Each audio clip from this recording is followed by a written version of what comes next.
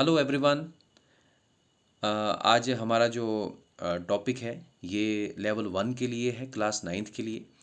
Unit 7 में session number 1 का innovation and development in automobiles. तो सबसे पहले हम लोग बात करते हैं कि ये जो इनोवेशन एंड डेवलपमेंट है इन केस ऑफ ऑटोमोबाइल, ये क्या चीज़ है। हम लोग इस सेशन में मेनली जो फोकस करेंगे वो है इनोवेशन और एंड डेवलपमेंट के बारे में, कि इनोवेशन क्या चीज़ है और इनोवेशन किस तरह से हम जो व्हीकल्स हैं उनमें एडवांसमेंट के लिए हमें हेल्प करती है। दूसरा, हम लोग इस सेशन में पढ़ेंगे कि अलग अलग तरह के जो फ्यूल हैं वो कौन कौन से हैं। वैसे हम लोग अगर बात करते हैं तो पेट्रोल और डीजल हमारे पास कॉमनली यूज्ड फ्यूल्स हैं, जो हम लोग देखते हैं कि हमारे आसपास जो भी गाड़ियाँ होती है या तो वो पेट्रोल गाड़ी होती है या फिर डीजल गाड़ी होती है। पर उनके अलावा भी कौन कौन से फ्यूल हमारे पास अवेलेबल है उसके बारे में हम लोग बात करेंगे। उसके बाद हम लोग देखेंगे कि इनोवेशन से किस तरह से हम लोगों को एनवायरनमेंट फ्रेंडली आउटकम्स हमारे पास इनोवेशन हमें देती है। और लास्ट में हम लोग पढ़ेंगे कि किस तरह से जो एक नई टेक्नोलॉजी है वो किस तरह से हमें एक कंफर्ट प्रोवाइड करती है। हाँ, एक हम लोग उस पर विश्वास कर सकते हैं और किस तरह से वो एफिशिएंसी को हमारे बढ़ा देती है। ठीक है, तो सबसे पहले हम लोग बात करते हैं इनोवेशन की, कि इनोवेशन क्या चीज़ है।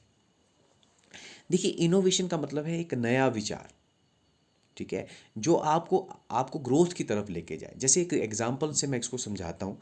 पहले जो अगर हम लोग गाड़ियों की बात करते हैं तो पहले हमारे पास क्या होती थी, बैलगाड़ियाँ होती थी। ठीक है, तो बैलगाड़ी जब चलती थी तो अगर हमारे पास अगर हम हमारी जो हम जो विश्वास करते थे या फिर हम जो डिपेंडेंट थे वो किसके ऊपर थे, हम लोग बैल के ऊपर डिपेंडेंट थे। अगर मान लो बैल बीमार हो जाता है तो फिर हम लोग अपनी बैलगाड़ी को एक रिलायबल नहीं मान सकते। हम लोग बैलगाड़ी को रिलायबल नहीं मान सकते, क्योंकि अगर बैल बीमार हो गया तो हमें तो समस्या हो जाएगी, हम लोग नहीं जा पाएंगे।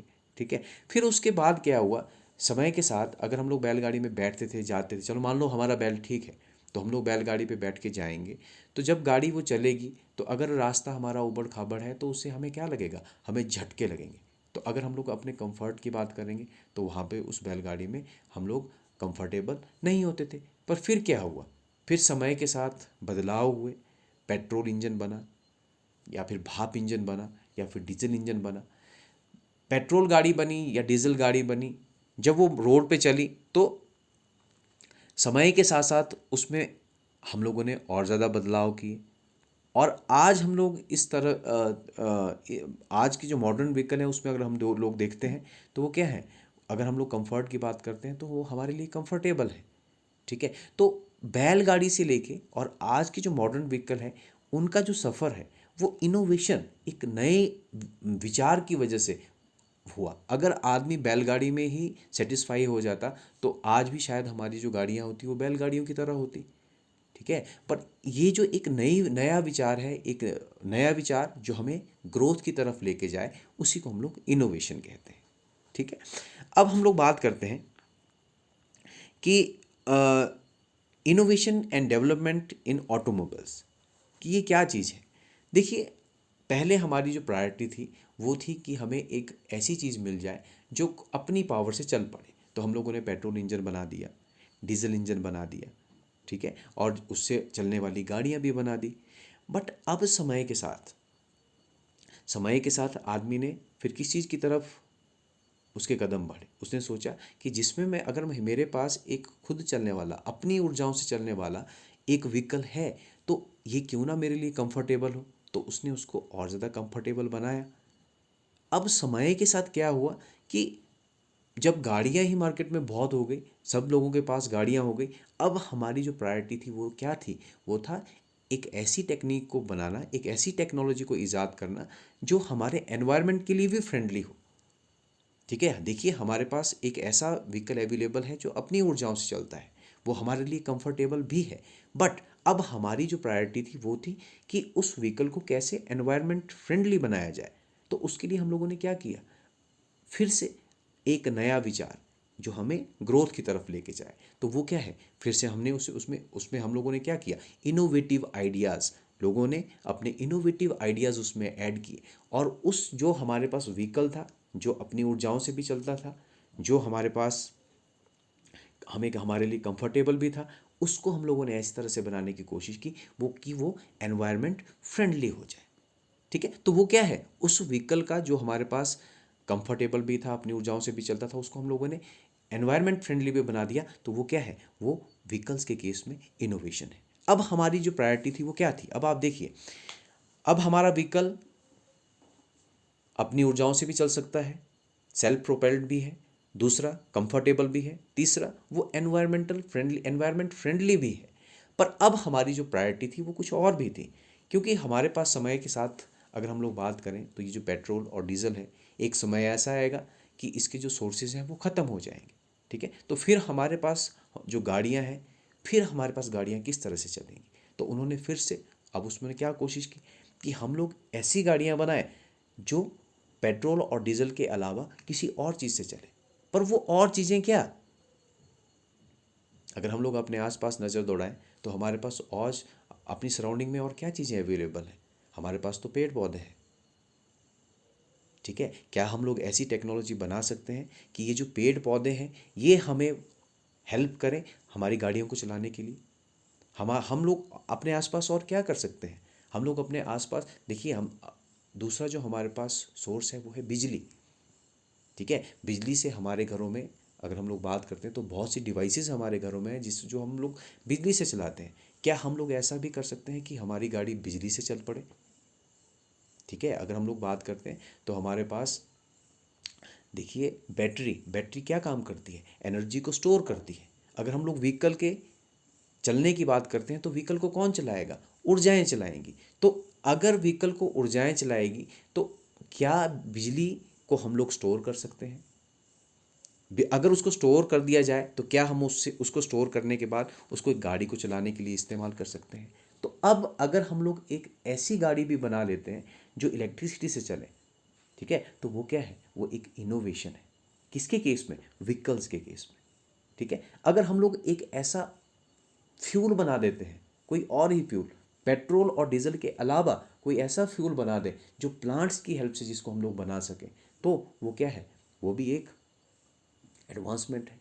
ठीक है, वो भी। अब आप लोगों ने ये भी सुना होगा कि गाड़ियों को हम लोग ऐसी कोशिश करेंगे कि हमारी गाड़ी पानी से चल सके। अगर हम लोग ऐसी कोई टेक्नोलॉजी बना सकते हैं, अगर हम लोग ऐसा कोई मेथड इजाद कर पाए जिससे हम लोग अपनी गाड़ी को पानी से भी चला सके, तो वो क्या है, वो इनोवेशन है। किसके केस में, व्हीकल्स के केस में वो एक इनोवेशन। ठीक है, तो यहाँ पे जो आपको टाइटल दिया है वो है innovation and development in automobiles. तो ऑटोमोबाइल के केस में जो इनोवेशन है वो ये है। ठीक है, अब हम लोग बात करते हैं कि कुछ ऐसी टेक्नोलॉजीज़ की, जैसे मैंने आपसे डिस्कस किया कि हम लोग हमेशा एक ऐसे विचार की हम लोगों को हम लोग ऐसा विचार हम लोग चाहते हैं जो हमें ग्रोथ भी दे। ठीक है, और उससे हम लोग एक प्रगति की तरफ आगे बढ़े। ठीक है, तो देखिए हमारे पास सबसे पहला ऑटोमोबाइल्स के केस में जो इनोवेशन जिसको हम लोग कह सकते हैं वो है इलेक्ट्रिक कार। ये जो इलेक्ट्रिक कार है, इसको हम लोग कैसे इलेक्ट्रिक कार वर्क करेगी। देखिए, किसी भी चीज़ को चलने के लिए ऊर्जाओं की ज़रूरत है।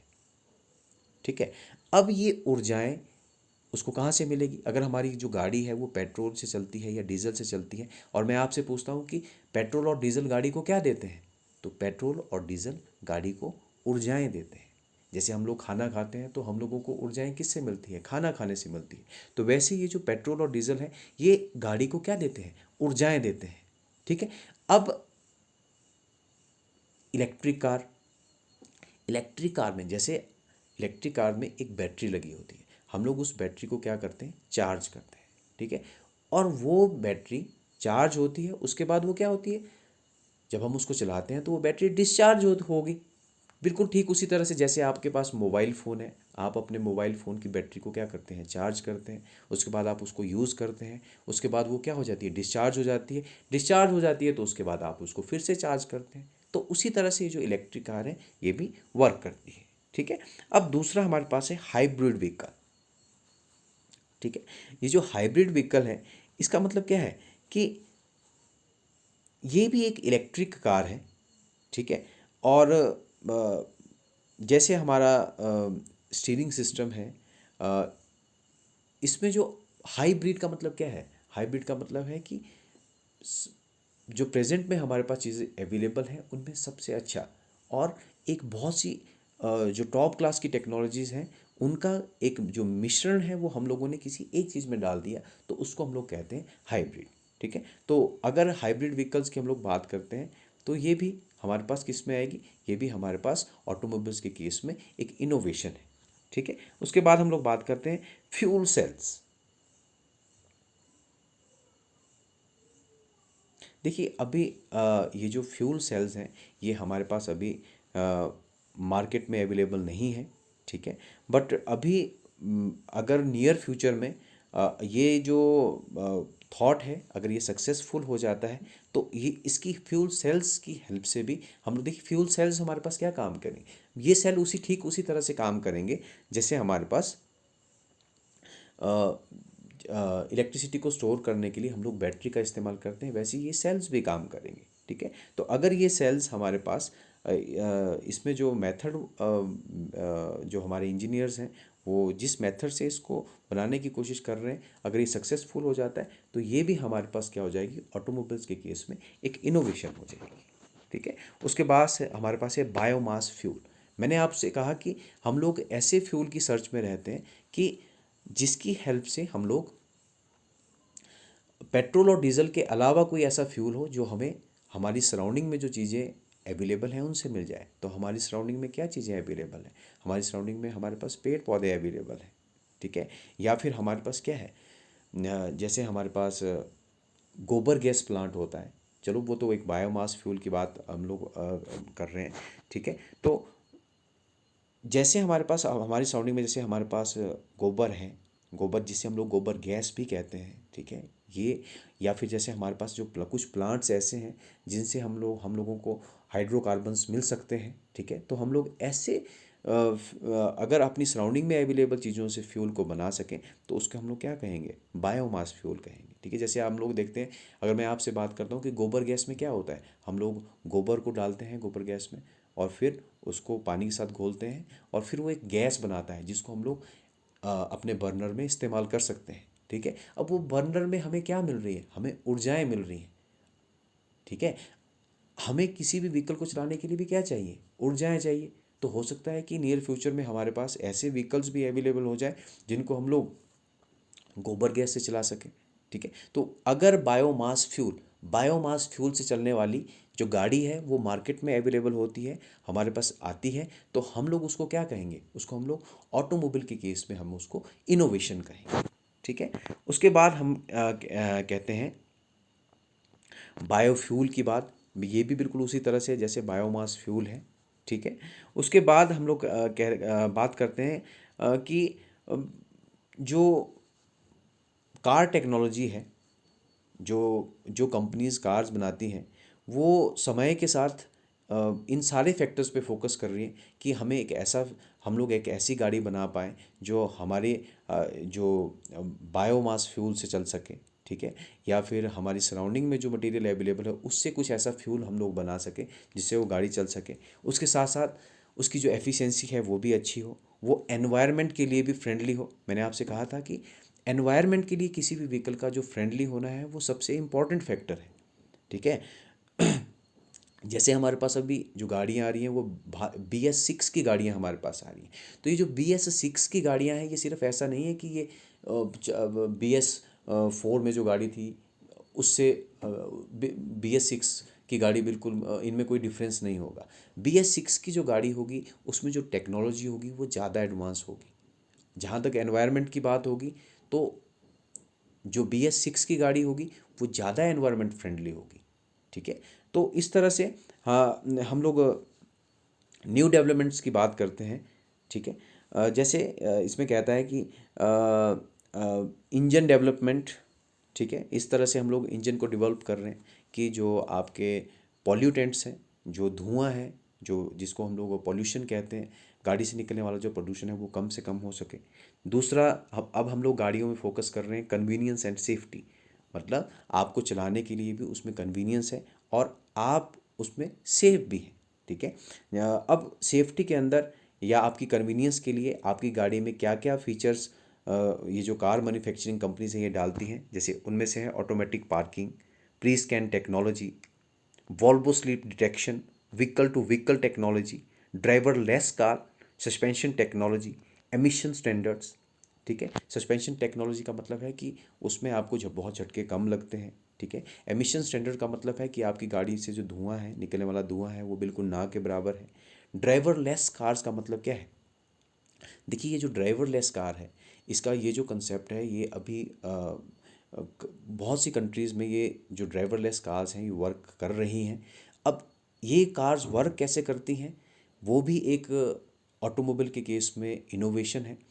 एक्चुअल में इस ड्राइवरलेस कार्स के ऊपर हम लोग एक लेज़र सिस्टम लगा के रखते हैं, ठीक है।